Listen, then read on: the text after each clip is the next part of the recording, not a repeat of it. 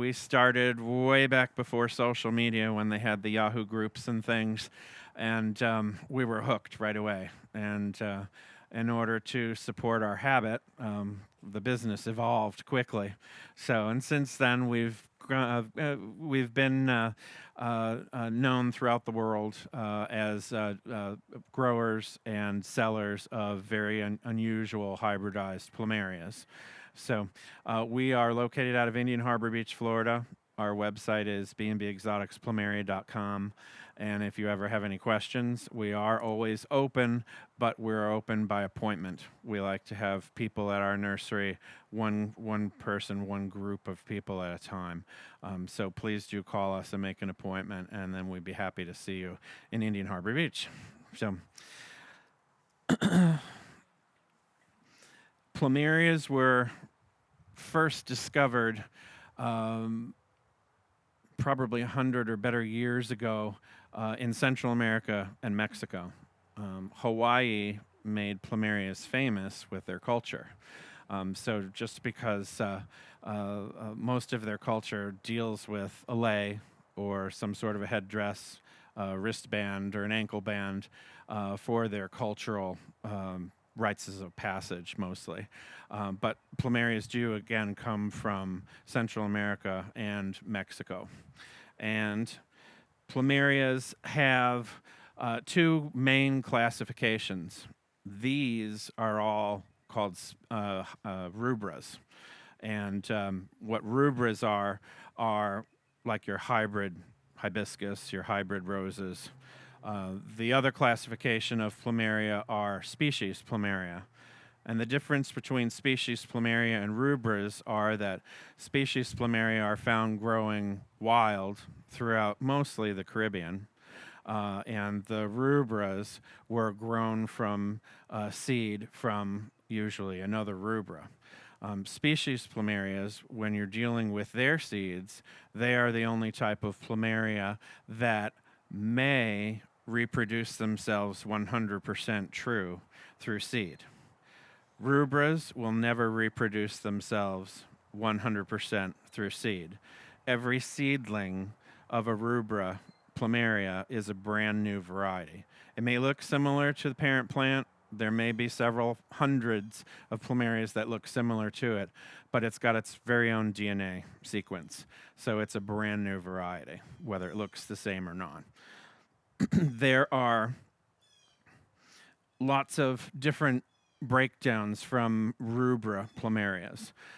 There are dwarf varieties, there are compact growth varieties, semi-compact, and then what we call tall, which are the ones that grow up 30 feet, that are those huge trees that you see in Hawaii or down in Fort Lauderdale or the Keys. And the dwarf varieties will be very, very, very slow growing.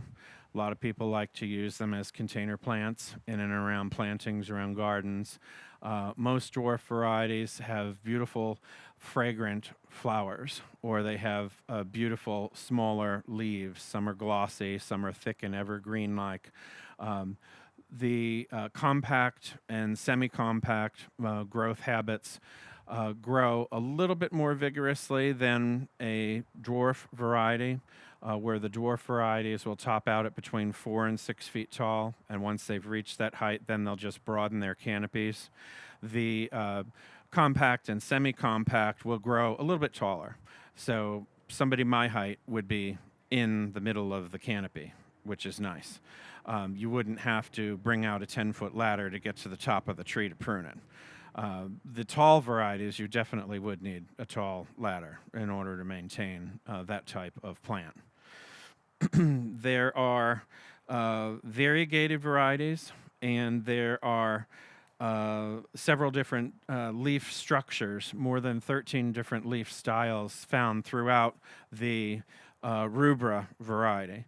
Rubras will have very elongated leaves that'll get fatter or thicker or more tapered and pointed.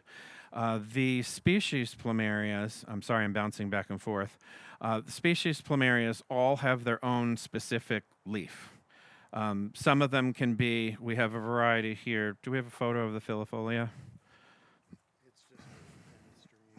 The filifolia is the thinnest leaf in the Plumeria world. It's only maybe in its widest part an eighth of an inch wide, and they're very long, like a shoelace. And beautiful white flowers. All species Plumerias do have beautiful white flowers with a tiny little yellow center. They're highly fragrant, like an orange tree in full bloom. It can be a little bit overwhelming in the early evening and in the morning because it is so powerful a fragrance. The only way to reproduce exact varieties of Plumeria is to make a cutting like this, or make a smaller cutting, which is called a scion, that is grafted to a rootstock like this.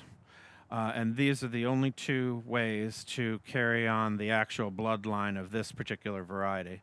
So if it's grown through seed, like I said, it's a brand new variety, unless you're going to DNA test it, being a species seed, where there does stand the chance of it being identical.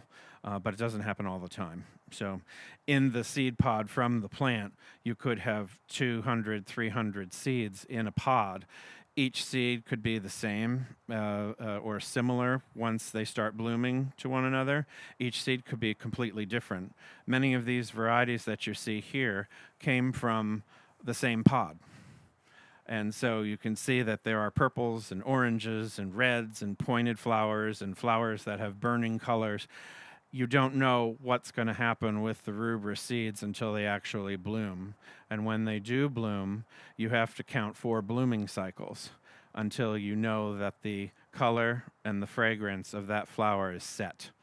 Any blooming cycle between the first and third, the blooms could be different. There could be a different shape. There could be a different color introduced. It could lose its color. It could all of a sudden be incredible. You don't know how it's going to happen. But fourth bloom cycle, and then you know with seedlings that the color and fragrance are going to hold true. Sure.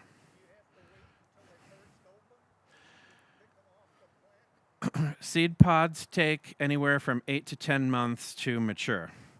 Sometimes we have accidents, and hopefully the accident is timed closer to when the seed pod is fully mature, where it would soon be opening within several weeks. If it does fall off, get bumped off, knocked off, I would suspend the seed pod and let it dry out on its own, and you can try and plant the seeds. They may or may not be viable at that time. So, but it's best to have the seed pod open on its own on the tree. So. Mm-hmm. Mm-hmm.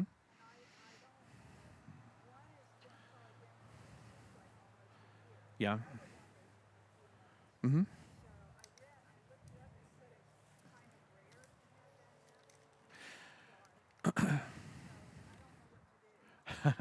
The best thing to do and the only thing to do is to leave the seed pods on the tree. It's Mother Nature, and there's no rhyme or reason with these. It could be on there for 6 months or 7 months. You just don't know. It could be on there for over a year. Hopefully, it's worth the wait, and hopefully, you have some amazing seedlings from those, and hopefully, they're all viable. Not at this point. What I would do is keep your eye. Now that we're coming into spring, keep your eye on the seed pods. People like us will sometimes, well, we learn from our experiences. So, long time ago, there was one specific pod that we were waiting to open. I didn't see that it had started opening that morning. I left the house for the whole day. I came back. It was a windy day. The pod opened, all the seeds blew away, and I lost everything that I'd been waiting for.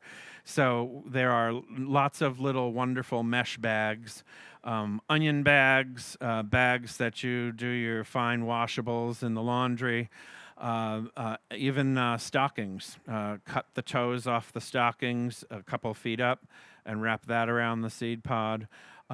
What you're hanging on the tree, you want it to be lightweight, obviously, so it doesn't rip the pod off the tree in the wind. But you also want it to not trap water in and around the pod. If it does that, you can rot the pod before it has a chance to mature and open. Right now, I might do some sort of a mesh bag on those pods if you can reach them. Yeah, and harvest them that way. And once they open, just give the seeds a couple days to dry, and then you can plant them. They're like a maple leaf seed, where they have a hard end and a long wingtip. And the way that I always plant seeds, I leave the wingtip sticking out of the soil a quarter of an inch. And that designates exactly how deep the hole is going to be and where the seed goes. And that works most of the time. So, right. Right. Well, know what the tree is, meaning that it's going to be a brand new variety. Okay. So it's not going to be one of these that you're seeing here. It's going to be a brand new variety that you get to name yourself. Name it after somebody you love or somebody you hate. But you get to name it yourself. No. The color is not consistent to the mother tree. It could be similar, but it's never exact. But once the fourth bloom cycle in the seedling happens, then the color and that fourth bloom cycle will always be consistent from that point on. So hopefully I'm not confusing that there. These are all rubras. We do have at our nursery species that are also available. We do propagate quite a few of them throughout the season. Species, if you love different leaf structures, species are beautiful. And fragrance-wise, you can't beat the smell of a citrus tree in full bloom, in my opinion. So yes, I would love species, and I love just seeing all of the different leaves because they're so interesting and so unique. But okay, let's see. If you have a plant, a plumeria, and you don't know where it came from and you're trying to identify it by looking on the internet at pictures, that's a no-go. That plumeria plant is called a noid, which stands for no ID. That means if we're importing something from one of our growers and it's not labeled, guess what? That's a noid. So if your friend gives you something from their tree, unless they know exactly what the name of that tree was when they got it, then it's considered a noid. So noids are rampant everywhere. A lot of people give noids their own special names, and they make them sound like incredible new varieties. It's still a noid because the chances of another tree out there with the same DNA exists. So a noid is a noid. I'm sorry. That's right. During winter dormancy, just what we're coming out of now, you'll notice that the growth habits of the plants slow down to a bare trickle. And when this happens, the plant does not require water, and it does not require any kind of nutrients in dormancy. Every now and then, the plant will wrinkle a little bit. Just like if we're becoming dehydrated, the plant itself is becoming dehydrated. And what we do in that situation is we take a spray bottle with water and 1 to 2 drops of Super Thrive. It's a liquid fertilizer, concentrated, heavily concentrated. So only use 1 to 2 eyedroppers in a gallon of water. So eye drops, thank you, sorry.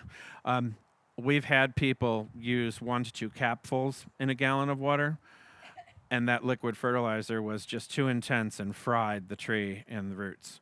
But 1 to 2 eye drops of the liquid fertilizer in 1 gallon of water, and then put it in a spray bottle, and then spray the tree generously, just the bark. So, and at this point, there's not any leaves, there's not any flowers, you're not soaking the soil. So spray the bark itself. The bark is porous. So what water the bark will let absorb through will be beneficial to the tree. And eventually, if you do that for a week or two, you will plump that tree in dormancy back out. As long as they're firm, they're fine. If they're soft and mushy, that's what you want to avoid. And wrinkling is the first sign of its turning soft and mushy in dormancy. So when they're coming out of dormancy like these are, what you're going to do is you're going to slowly increase the water as the trees are starting to gain their strength and growing and emerging again. So right now we're watering just a little bit with these because we don't want to rot the roots underground. You don't want the soil to be sopping wet because the roots are simply not absorbing the water at this point. As the tree starts producing leaves, and these leaves will eventually be 10 inches or 12 inches long, then it's going to require more water within the plant. And so then you're going to be back to normal summertime watering, which for here, when we have plants like this, we like to fill these pots 5 times with water from the soil to the lip and let it drain through. And then fill it again and let it drain through. And the reason that we do that when we're watering during the summertime is the first couple of waterings, the water will bubble and run to the inside of the pot and then run down the inside of the pot. So the water's not getting to the roots. So you want to fill this up 5 times, maybe 6 times in extreme drought situations so that you're getting the water working its way through the center of the root ball and to where the roots are in the plant. And if you don't do it, your plants will forever be starved of water. The leaves will be yellowing. They might be getting soft and a little limp. And so you'll definitely want to increase the water at that point if you see something like that happening. Not on a daily basis. It's once a week in normal 80 to 90 degree weather generally. If we're having a real hot flash and we're in the hundreds for long periods of time, you might want to be doing that twice a week. But the key is to look at your plants and listen to them. If they're dry, and it might not be every one of them, it might be a different condition in one of the pots with the soil where the water has just completely evaporated out of one of the pots, and that plant will wilt its leaves. And so if you give that one plant a little extra water, when it wilts its leaves, it's asking you for water. Then within an hour or so, the leaves will be back to plump and happy. And so you have to pay attention to the actual plants. Yes? Okay. If it's in the ground, it's the same situation. You will want to, if it's extremely well-draining soil, you will want to increase the water for that particular plant. And sometimes in super hot situations like that, it's also beneficial to give it a little Epsom salt. Dissolve a tablespoon of Epsom salt into a gallon of water and then water that in around the plant.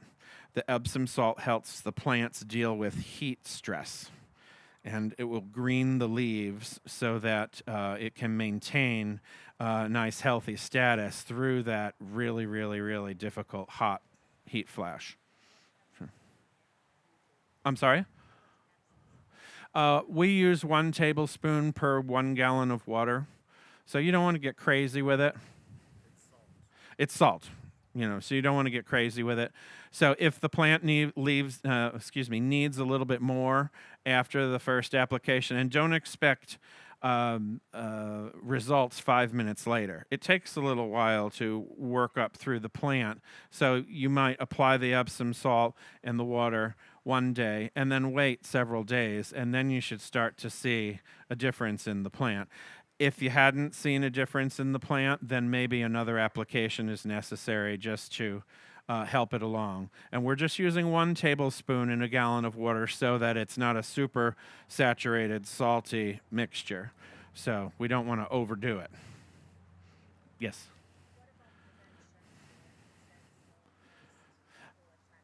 We're going to talk about that in a little bit. Yep, definitely. I'm sorry. This happens a lot in Tuck, so that's fine.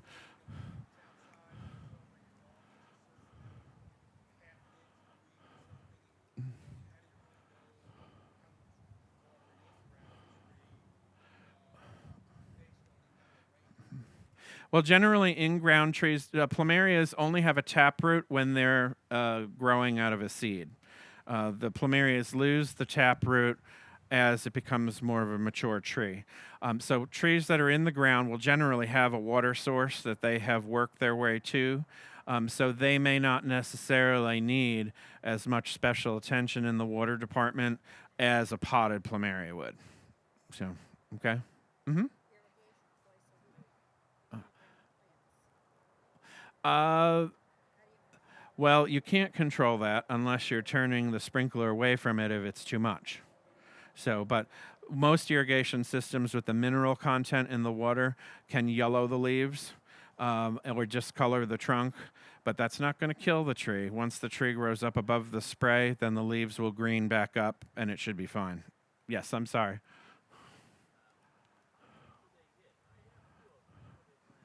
Mm-hmm. Right. Sure. Don't call them sticks. They're beautiful, luscious plants.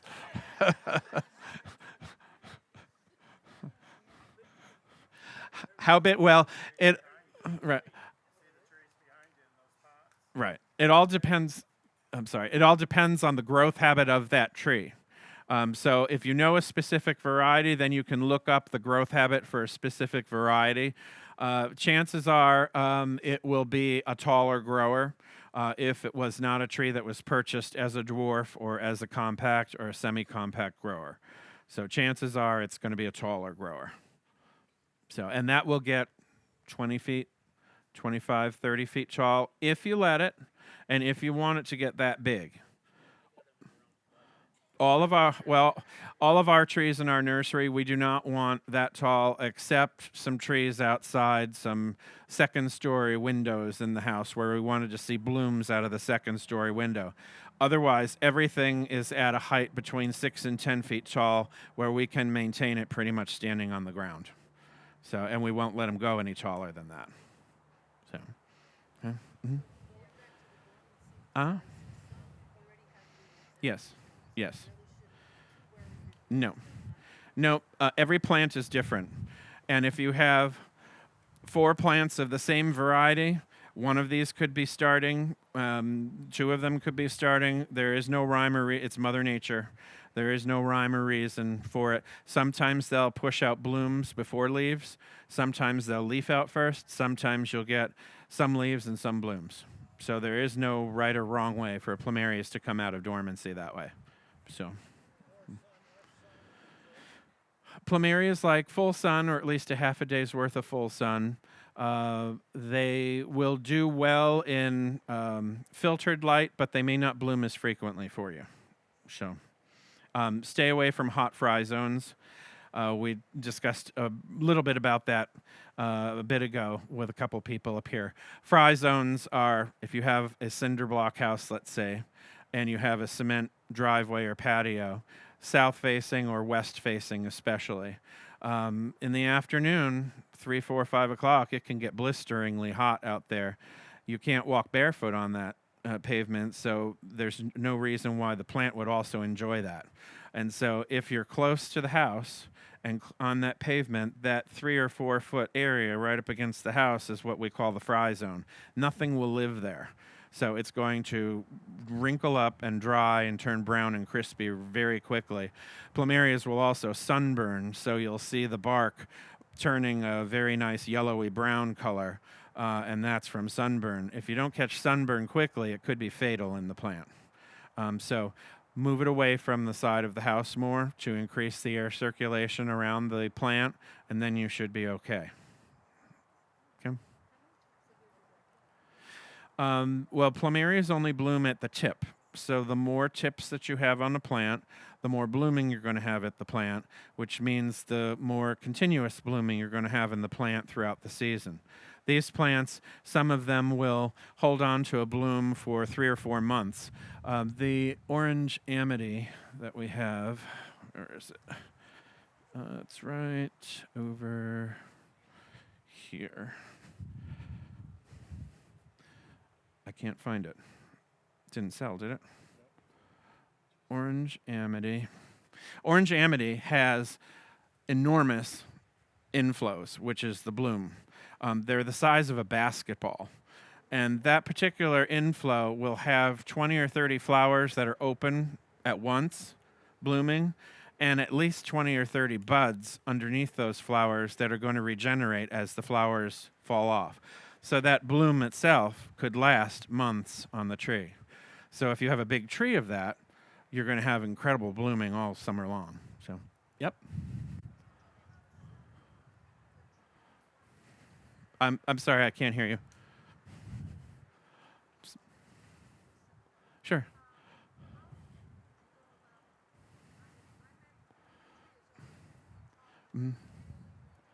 We're going to talk about pruning in a second. Yeah. Oh, yeah. Yep. I've just got to get out of dormancy and then we'll start pruning. Okay. No questions for 5 minutes. Okay. We're finally on to page 2.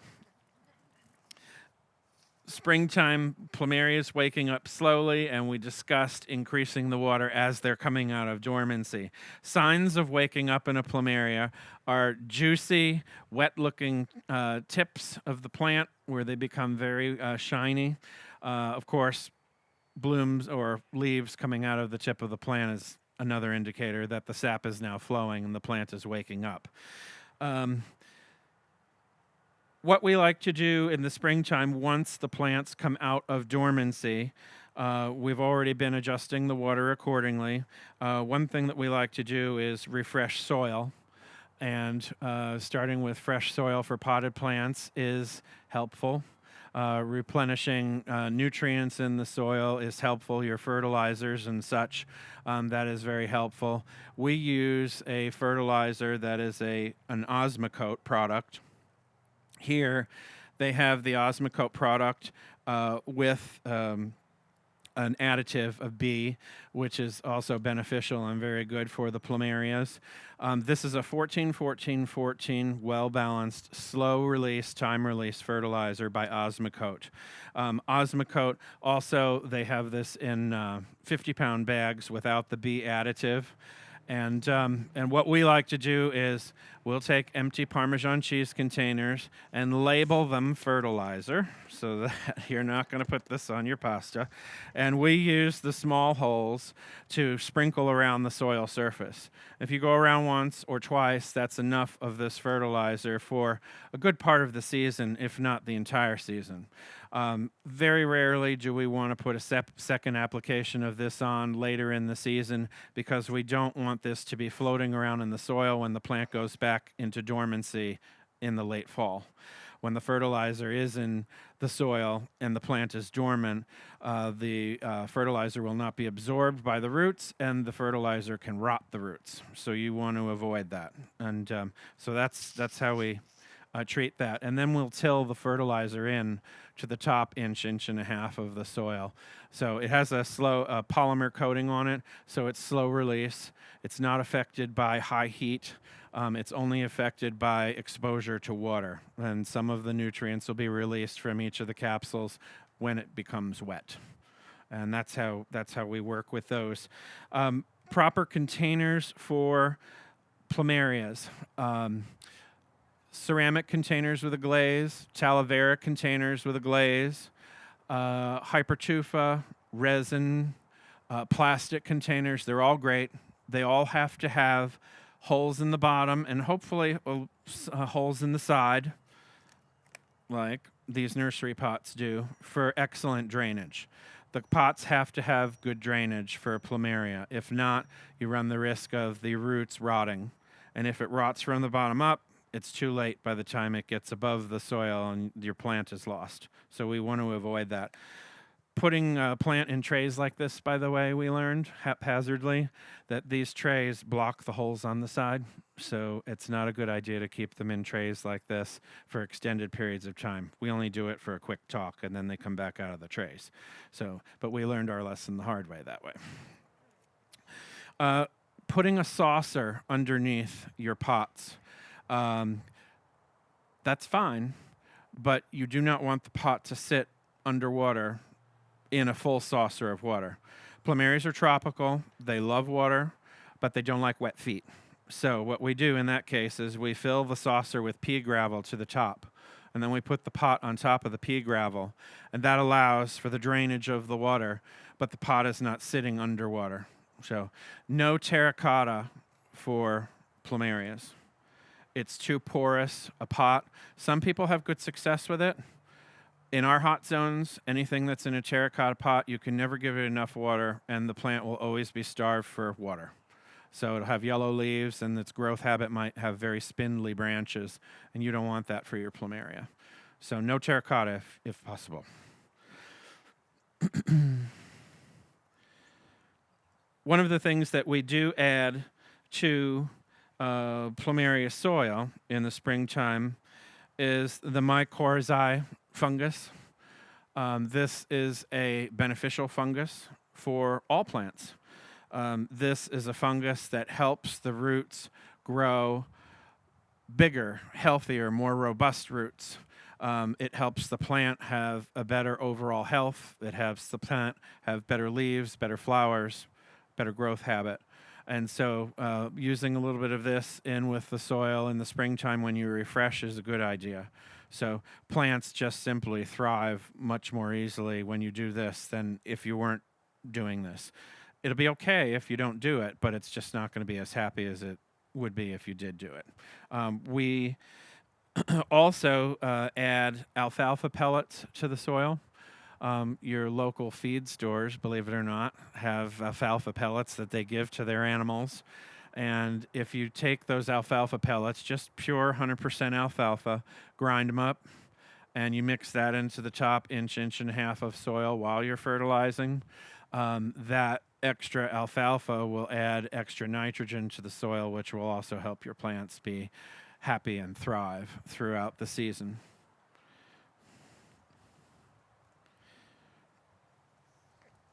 Okay, we're moving on now. Grafted plants versus, and pruning is next. Grafted plants versus rooting, which is better? Actually, there isn't a better way to do it.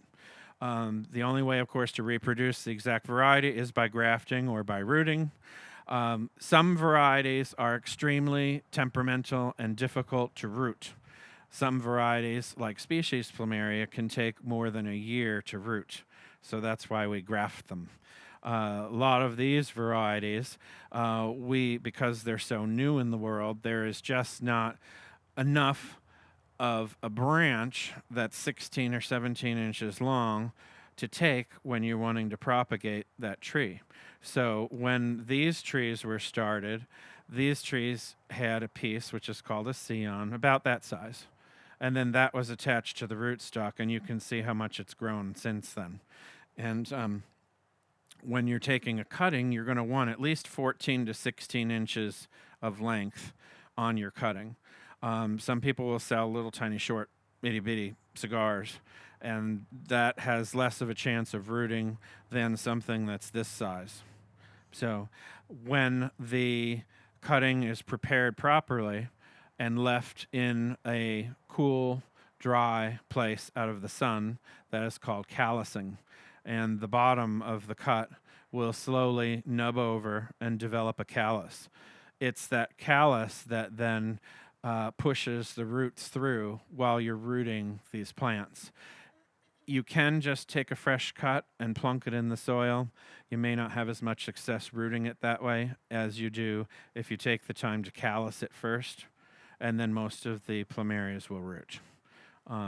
As far as grafted versus rooted, which is better, the jury's out in our book. We have plants that are, I look at a graft as when you break your own bone. When the bone heals, it's twice as strong where it broke than it was before it broke. And the same thing holds true with the graft. When it's first grafted, you're not going to pick it up and swing it around like this. That's silly. But as this slowly heals over time, what's going to happen eventually, and we have large trees that are in the ground that have been through the hurricanes in '04, all three of them, and they were in 140-mile-an-hour winds out on the beach where we live. And those trees have very well-established grafts. And what happens when the tree gets to 5 to 10 years old in the ground, the bark will then grow completely over the graft site. And when that happens, you're just going to see the little remnants of where it was grafted together, but that's going to be a very strong bond. And so long you remove leaves and things before the hurricane hits, that tree should stay intact and should never break up into a million pieces. And and so I'd be very, very, very surprised if it did. And the only thing that might hurt it is if somebody else's big tree falls on it and breaks it into a million pieces. But grafting versus rooted, I think they're just as strong, just as healthy. You have just as beautiful a plant, sometimes even more beautiful because some of them are just so specialized. There isn't a large piece to root, so it has to be grafted. So, okay, pruning. We prune for a number of reasons. We prune for the overall shape of the tree.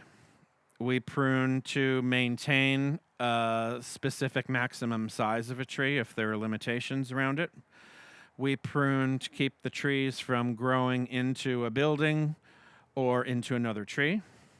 And we prune within the canopy so that we're not having any kind of ingrown elements where you have branches that are bypassing one another, and when they rub against one another in the wind, that'll create a weak spot on the branch, and that could kill one or both of those branches.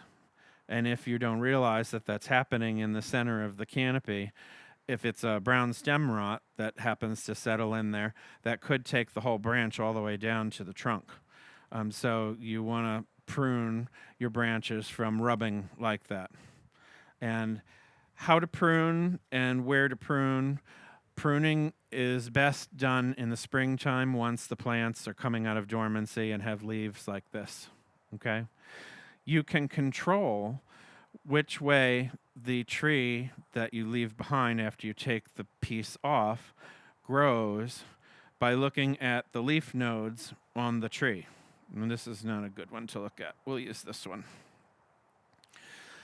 You see the leaf nodes on the tree here? That's the smiley faces. And by the way, if it's upside down, it's frowning. If it's right side up, it's smiling, okay? That's how to know which end is up. We've had people put these in the ground upside down, and they did grow, but they sent branches out this way that had to recorrect themselves. But all sets of leaves occur in pairs on Plumeria.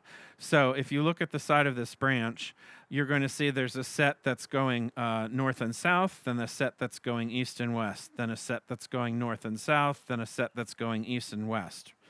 If you want the two branches to grow alongside of a house or away from a house, and the house is running east and west, then you're going to allow the branches that are growing east and west to grow there. You wouldn't want the north and south to grow because the south would grow right into the house. So what you would do at that point is never prune perfectly flat because that'll catch water when it rains or when the sprinklers are on. Prune at a slight angle. And you want to calculate your cut straight through the branch so that you are not cutting through the leaf nodes, but cutting just above as many leaf nodes as possible.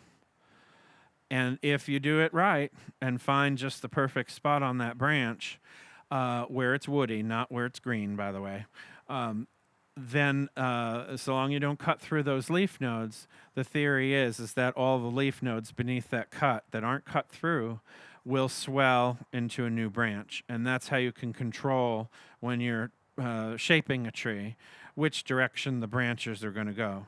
And in the middle of a tree, when you make a cut, where those other branches are going to go, so it's not creating another ingrown situation. So that's how you would gauge where to prune on your trees. Any questions about that? You're cutting above the smiles, right? And you're trying to put as many smiles lined up beneath that cut as possible. Generally, it's a pair. Sometimes, if you get lucky, you can have 3 or maybe 4 right beneath the cut. So we have had some trees that have put out 8 or 10 branches for no good reason. They just did. But again, there's no rhyme or reason with plants. They're Mother Nature.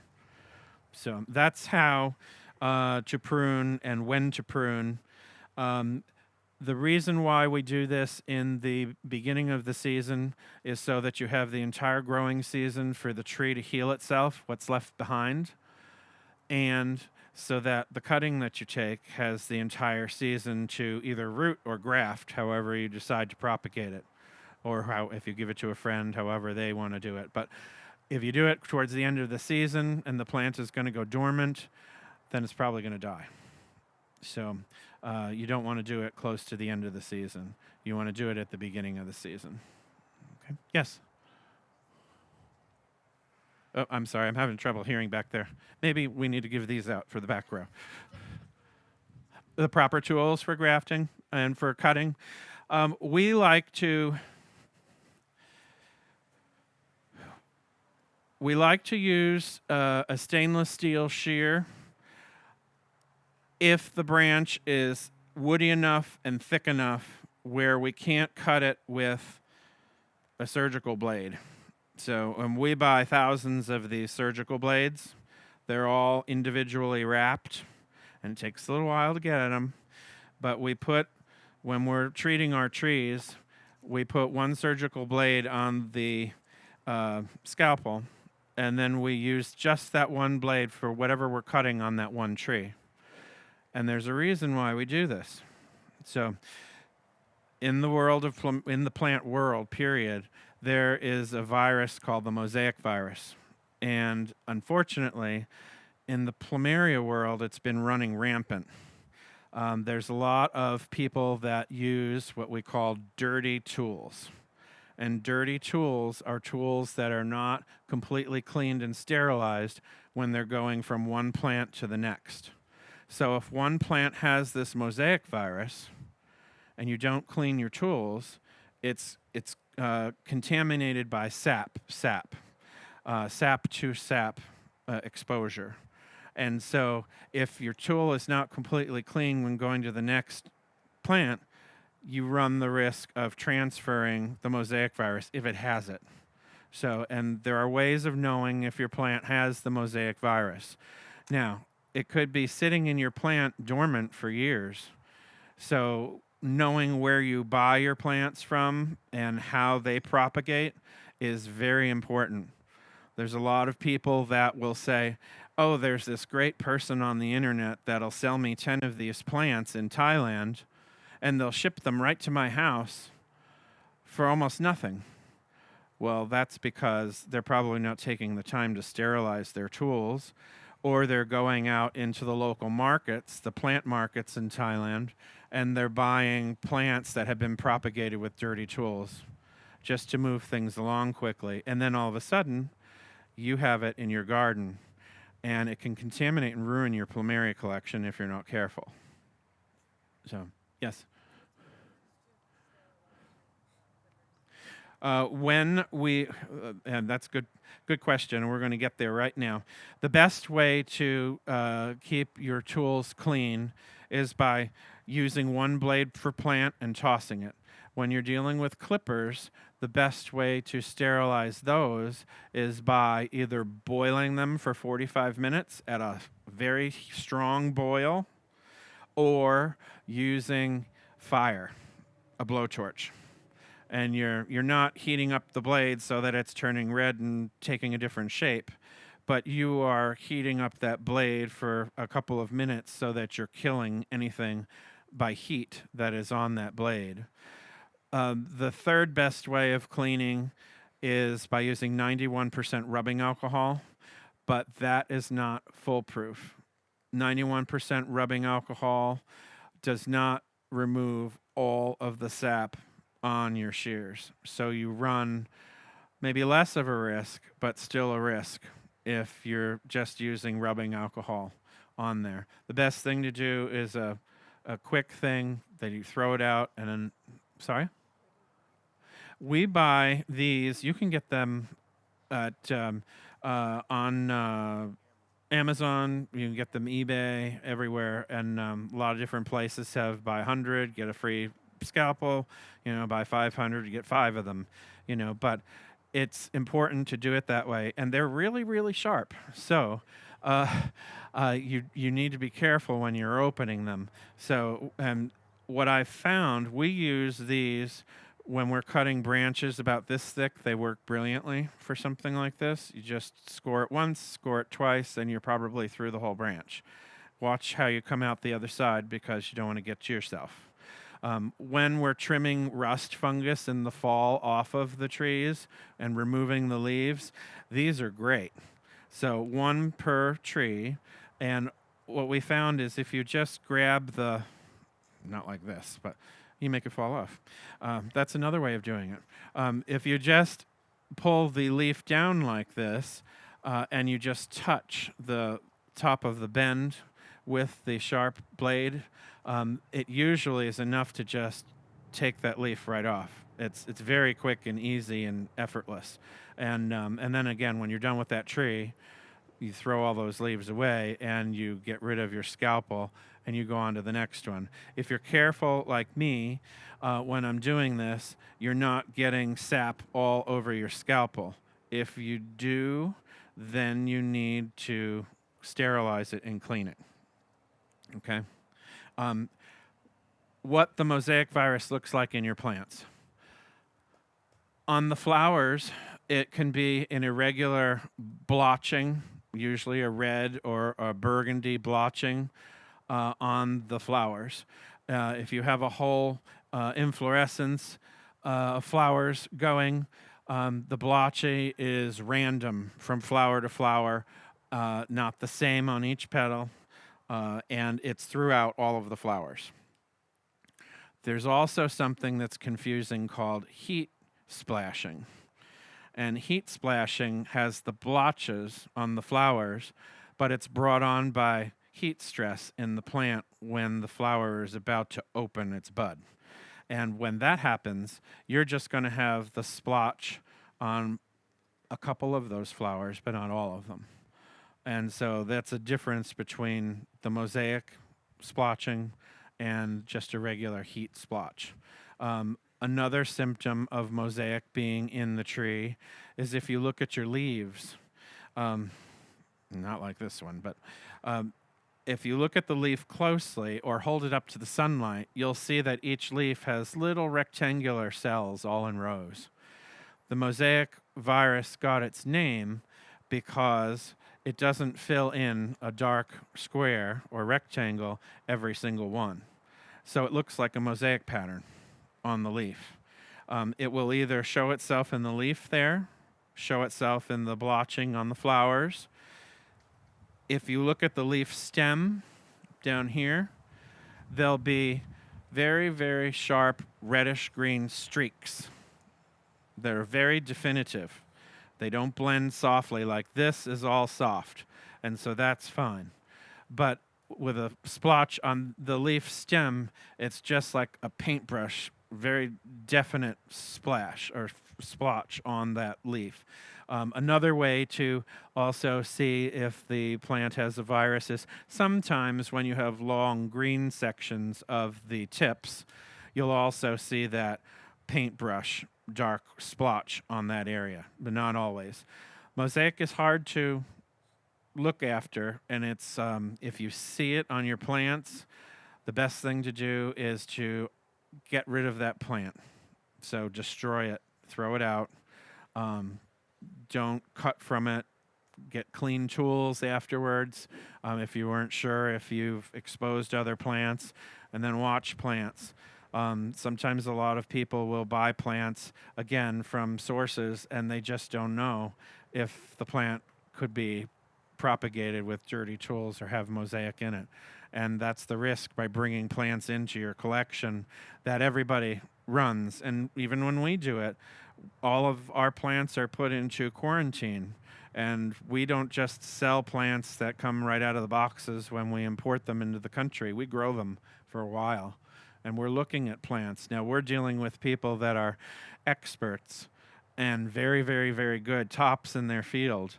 And they take all the right precautions to make sure that they do not have high chances of mosaic virus in their trees. But there's a lot of people that don't, and those are the ones that you have to worry about. So, yes. Yes. Mm-hmm.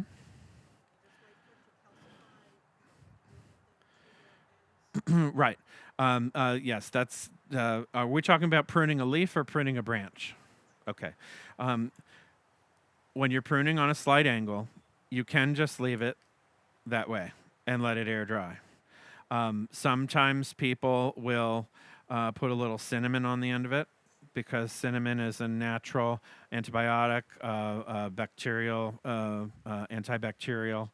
There are other things that you can use on the tip of the branch too, although I wouldn't recommend putting DAP on the tips of the branches. DAP is like a caulking, and some people do use stuff like that.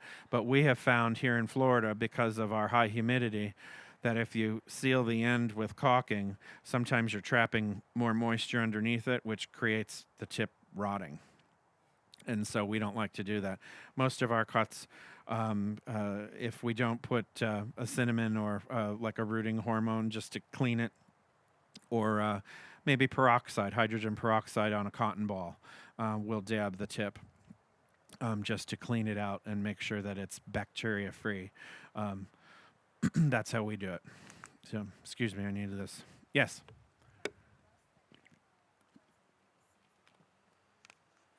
We're going to get to rust. Um, well, let's talk about rust now. Rust is an airborne mold spore. It will settle on the underside of the plumeria leaves. They're bright orange dots. Sometimes you can see them through the top of the leaf and it'll look like a little yellow dot. If you rub your finger on them, they will leave an orange residue on your finger. That orange residue will spread rust if you touch another leaf. So the best thing to do when you have rust is to carefully trim the leaves on the plants that are affected off and throw the leaves away in a covered trash can. If you let them just sit on the ground, as soon as the wind blows or you crush the leaf stepping on it, it pops that mold spore, and wherever the wind catches that orange cloud and that cloud lands, you're going to have rust there too. Some people swear that they use this product or that product as a preventative for rust. We have tried and tried and tried. They're not being honest with you if they say they're completely rust-free, I think. We have, although we try and keep our canopies as clean as possible in our trees, we still get rust. You can open the canopy up by maybe 30% by removing a lot of the larger leaves from the under part of the canopy. That increases the airflow in the canopy, which will cut down on your rust, but it's not going to stop you from getting the rust. So, unfortunately, it's what we have to live with here in Florida. If you lived in California, where they don't have humidity, you would have gorgeous leaves all year long. Pristine, show book quality leaves. Pristine, gorgeous, shiny green, not a flaw on them. But they don't have the humidity that gives us these incredible colors. So I think I would suffer with a little bit of rust so I can have these amazing colors. In California, the colors are not as bold and not as sharp as what we have here, not as intense. And I'm sorry, I've got a dry spot. The colors on the plumerias are affected by heat and humidity. The hotter we are, the more intense and saturated the color in the flower will be. So when your plants are budding, you want it to be very uncomfortable outside and super, super humid. And then you're going to have the most incredible saturated color when that bud matures and the flower opens. So if it's opening in cooler weather, 70s, 80s, you're going to have a nice flower with a nice fragrance, but it's just not going to have that pack of, that bam of color that the Plumerias or these varieties are known for, which is okay. They're still beautiful. But when we're hot, they're going to be incredible.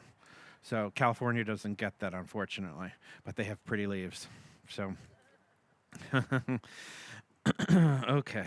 Uh, let's see. We'll talk about rooting cuttings next. Rooting a cutting, of course, once the cut is made, and you're going to calculate where you want to cut the tree. By the general rule of thumb that I use is you want to leave 16 inches behind, which is, let's say, the tree divides like this on a branch. And then 16 inches up here, you'll make your cut. So you'll have a nice 16-inch spread. And then what you're going to leave for the length of the cut is also 16 inches. So you're not impacting the tree and making it grow into itself, okay? Once you make your 16-inch cutting, you're going to put it in a cool, dry place, and you can treat it with a rooting hormone on the base if you want to. These have been. And you'll let it sit in a cool, dry place out of the sun for a couple of weeks. This is called callousing, and we discussed that as far as rooting earlier. When you plant that calloused cutting in well-draining soil, and this time we use soil that's 50% soil, soil that's 50% perlite. So it's a super, super well-draining soil mixture. We plant the cutting 4 inches into the soil in a small pot, maybe a 1 gallon, maybe half this size. And then we pack the soil tightly around the cutting, and then we water it really well once to pack it tight so it stands up on its own. And then we put it in a filtered light situation in a hot area, but filtered light, for 30 to 90 days. And sometime during that 30 to 90 days, the plants will start to root for you, hopefully. Some may take longer, like those species Plumerias I was telling you about earlier. In that 30 to 90 days, you should have leaves growing out the tip. And hopefully there's a couple sets of at least 6 inches long leaves. If that's the case, 9 times out of 10, it's starting to root. One way to check it is just to give it a light twist like this. If it doesn't move in your fingers, and you're not ripping it like this, you're just a little light twist. If it's stationary, it's probably grabbing with roots and it's rooted. Sometimes when you have lots of leaves up here, it's fooled us before and there wasn't one root coming out of the end and you had to go back in for rooting. So that's how to root with this. Sure. Yep. Yeah.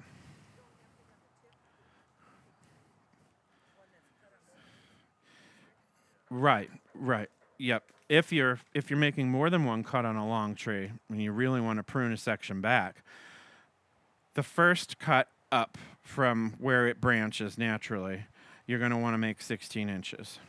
And then if you have 32 inches more coming off here, you can cut that in half, and then you'll have what's known as a center cut. And the center cut does not have a tip on it. It's just the center of a long branch that's been cut. And when I mentioned the smiley face earlier, it's the center cut that doesn't have a tip that you can very easily plant upside down. So that's why it's good to know whether it's smiling or frowning. And center cuts will grow just as nicely as a tip cut. Some people are traditionalists and they don't like to see the cut and then having branching coming out from the cut. They want to see a seamless division. That's okay. They can do that. But the center cuts will also grow well that way. Pollination, and we already talked about seed pods a little bit. Pollination can occur by hand or by nature. Lots of insects can pollinate plumerias. Insects with a proboscis, like a moth, tetrasphinx moth that looks like a it looks like a stealth jet bomber, and they fly very fast too. Those are the #1 pollinators for plumeria. So if you research sphinx moths, and you have them in your garden, don't shoo them away. They're good for your plumerias. Any kind of butterfly with a proboscis will also pollinate your plumeria. Little itty bitty insects like ants, like the little tiny itty bitty ones, or spider mites or mites. We generally, in our nursery, frown on having mites, but people that allow mites to infiltrate their plumerias when they're blooming have a lot of seed pods because the mites are small enough to crawl all the way down into the base of the flower to pollinate the flower. And the the flower has a very long trumpet-like neck, and where it's pollinated is all the way down here at the base. So that little bugger has to go all the way down through that little hole in the center with a granule of pollen in order to pollinate the ovaries of the flower down here. You can do it manually. We like to use a fishing line, a fairly thick fishing line, tape it to the end of a paintbrush, and then you can twirl that fishing line down in the flower. But you don't want to be aggressive with it. You just very carefully push the fishing line down through the center of the flower until you feel it hit the base of the flower. And then you twirl. And then you collect your pollen. And then you go to another flower of either the same variety or a different one if you want to cross pollinate. And then you go back down into the hole and do the same thing again. Some people do it so forcefully they push out of the bottom of the flower and kill the flower. Of pollinating? If you want to cross two specific varieties that have unusual flower characteristics, you can control it. So most of these, nature did. So you still get pretty flowers. Mm-hmm. Mm-hmm. Sure.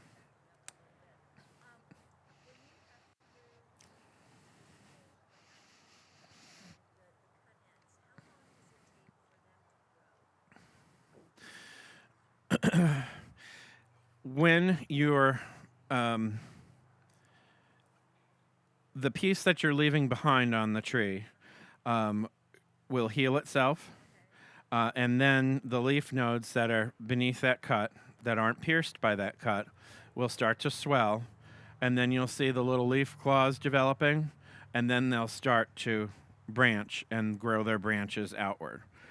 That can take a couple of weeks if we're in the height of a season and the plant is, growing gangbusters. It could take longer for that to happen. And the rooting of this can take 30 to 90 days or longer,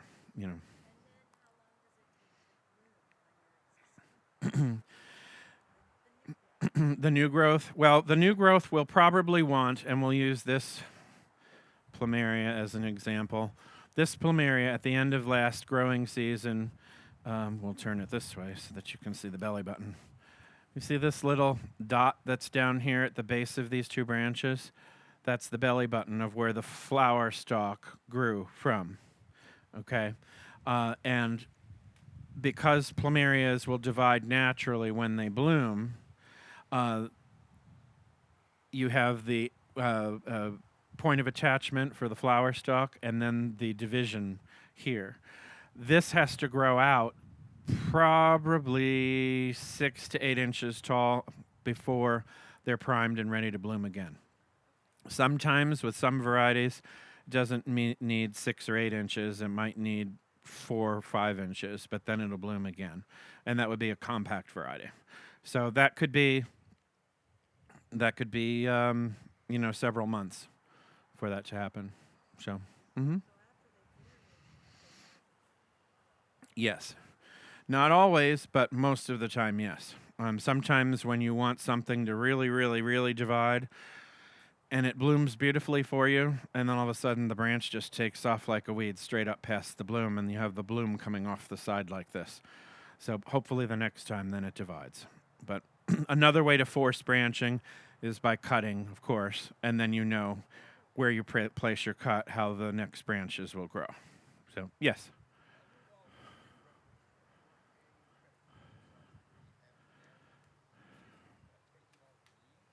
Yes.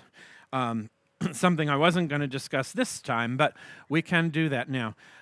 If you have a storm a-coming, if and a tree full of leaves, those leaves are a huge sail in the wind, especially when you have branches that are long and flexible like this.